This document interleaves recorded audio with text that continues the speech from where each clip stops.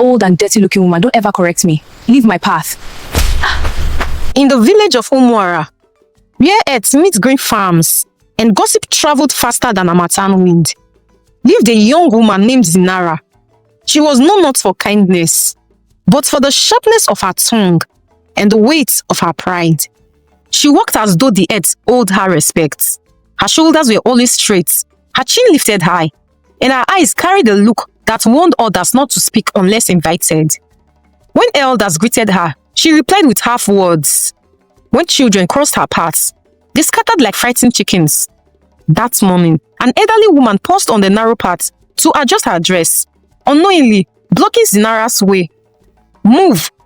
Zinara snapped. Old and dirty looking woman, leave my path before I push you to the ground.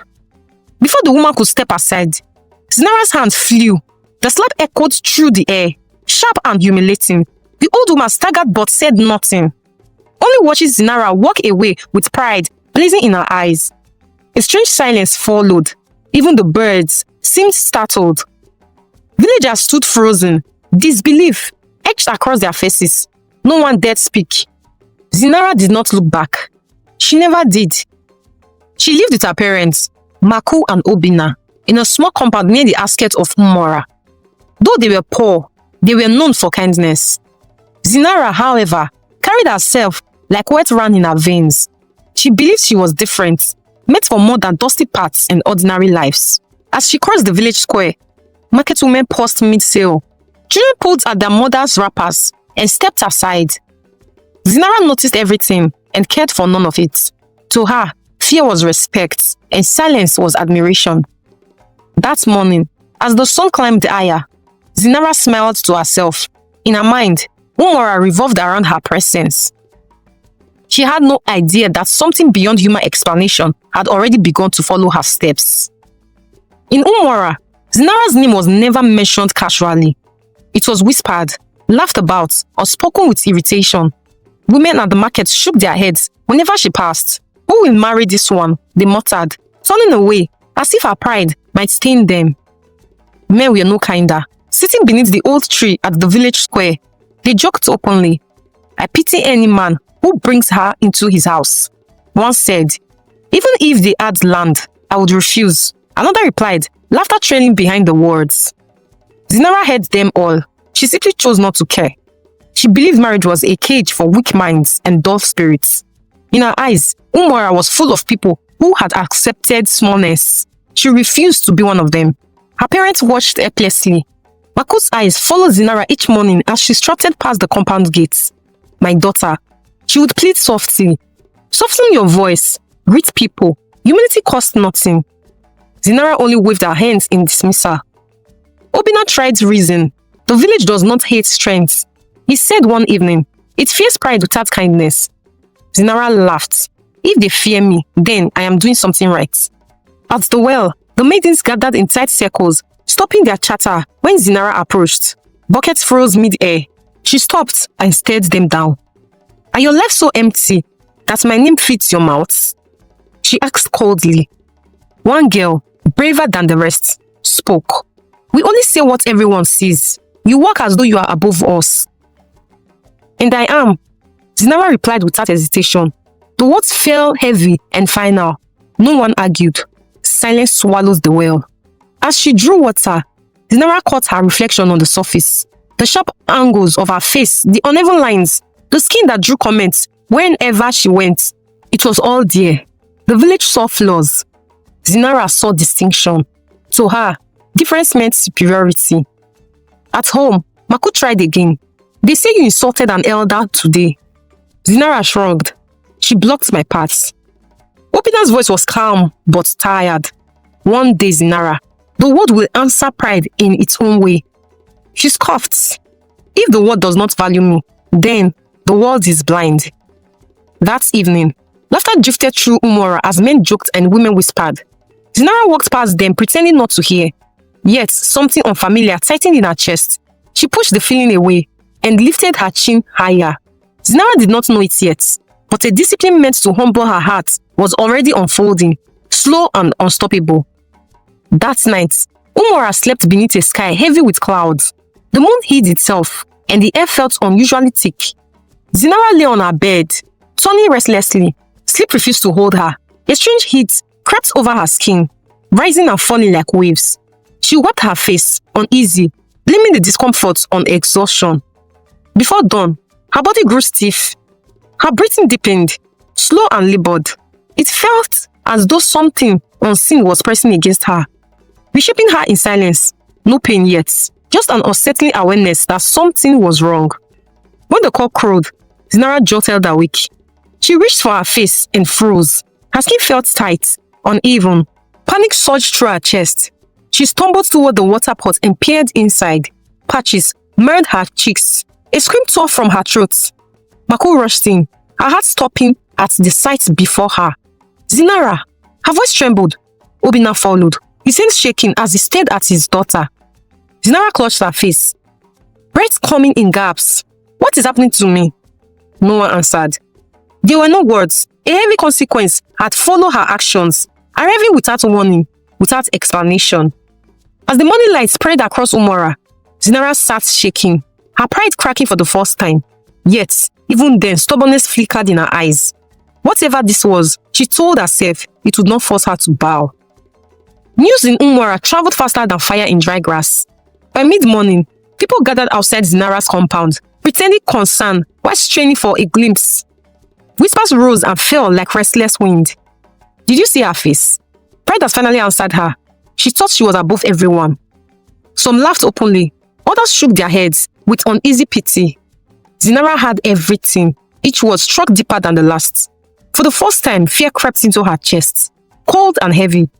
She stayed indoors, refusing to show herself. When she tried to stand, pain shot through her joints. Her skin burned. Eating became difficult. Every breathing felt like effort. Something beyond human explanation was unfolding, steady and merciless. Obinna paced the compound, his voice low with worry.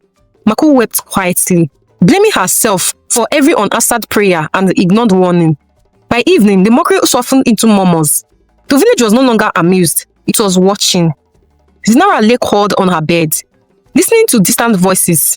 The same people she once dismissed now discussed her fate openly. The power she once felt had vanished, replaced by helplessness. Still, pride lingered. Even in the pain, she refused to ask for forgiveness. She told herself she would endure it, that bending would mean defeat. But as night settled again, the weight in her chest grew heavier, and doubt whispered where confidence once lived. By the third day, Obinna could no longer wait. Zinara could barely walk, her strength fading quickly. They supported her to the compound of Eze Diala, a healer known for his wisdom and calm judgment. The hut smelled of crushed leaves and smoke. Eze Diala studied Zinara quietly, his gaze steady and unreadable. After a long pause, he spoke. This is not ordinary illness. Mako dropped to her knees. Please help our daughter. Eze Diala shook his head slowly. What is happening to her is a discipline meant to humble her heart. Medicine alone cannot reverse it. Zinara clenched her jaw. Then what will? Change, he replied simply. True change. Obinna swallowed hard. Will she survive? She will if she learns, the healer said. But if pride remains, the consequence will deepen. Zinara turned away, anger burning through her fear. I will not kneel before anyone. She snapped. Leave the village. Let the village talk. Eze Diala sighed. Pain teaches where words fail. As they left, Zinara's condition worsened. Her steps faltered. Her breath grew shallow. For the first time in her life, she understood that strength without humility was fragile. Yet, even then, she clung to her pride, unaware that it was slowly breaking her apart.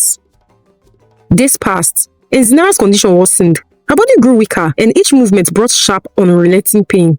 Why should I apologize to her? She muttered to herself, she is beneath me. Mako and Obinna tried every gentle plea. Zinara, humility will heal you. Her mother whispered softly, you must swallow your pride. But pride was a fortress around her heart. Every ache, every swelling, every tremor she endured only hardened her resolve. She refused to visit the old woman, refused to bend, refused to let anyone see her weakness. Obinna held her hand one evening, voice trembling. Child, strength is not the same as stubbornness. Pride blinds the heart, but humility sees the way. Zinara shook off his hand, tears stinging her eyes, yet she refused to kneel. Something beyond human explanation had already begun to change her body, but she had yet to allow it to touch her heart. The struggle between pride and survival raged within. One night, the pain became unbearable. She crawled on her bed, shivering, gasping for air. Even the stubborn flame of pride that had defined her life wavered. Her legs ached with every step as she walked the dusty paths of Umuara, past the cornfields, into the bush paths where the old woman lived. The path seemed alive with expectation. Every rustle and shadow magnified her terror. But at last, she reached the small hut, smoke calling from the roof. Her knees buckled. "Mother," she whispered, voice weak and trembling. "Forgive me. Forgive my pride, my arrogance, my disrespect." The old woman looked up slowly, calm and unshaken. "I knew you would come," she said. "Pain teaches where words fail." Zinara lowered her head, tears streaming. At last, pride began to loosen its grip. The old woman's gaze softened. "No herbs needed. Go home, child," she said. "Let respect and kindness dwell in your hearts. When your heart changes, your body will follow." Zinara felt an invisible burden lift, a strange warmth spreading through her chest. For the first time, she understood that humility was not weakness, but strength. Her journey back to Umuara was slow. Each step a mix of exhaustion and hope. The village watched in amazement as the once arrogant Zinara transformed. Her skin gradually softened. She had not only healed her body, but reshaped her heart. And in Umuara, from that day onward, the girl who once walked with arrogance became a living lesson. Pride blinds, but humility restores. Now, she moved with quiet purpose, her steps steady and careful. Each one a testament to lessons learned the hard way. Now observed her transformation in awe. Zinara helped her mother, Maku, fetch water from the well, offering smiles and gentle words to those she had once dismissed. Children no longer scurried from her paths. Some lingered, curious and unafraid. Even the market women, who had once whispered cruelly, greeted her with nods of cautious admiration. Her father, Obina, watched with relief as his daughter's laughter returned. Not the loud, arrogant laughter of before, but a soft, warm sound that carried kindness. Zinara now understood the weight of her actions, how arrogance had built walls between her and the world. One evening, as she returned from helping a neighbor carry yams, Zinara saw the old woman who had taught her humility approaching. With a deep bow, Zinara greeted her, whispering, "Thank you for showing me the way." The woman's eyes twinkled. "You have learned, child. Let your heart remain open, and your life will follow." From that day on, Zinara of Umuara walked differently, not above, but among her people, a young woman whose heart now shone brighter than any prideful crown. Her story spread far beyond the village, a story of courage, change, and the quiet power of a humbled heart. I am the ready writer.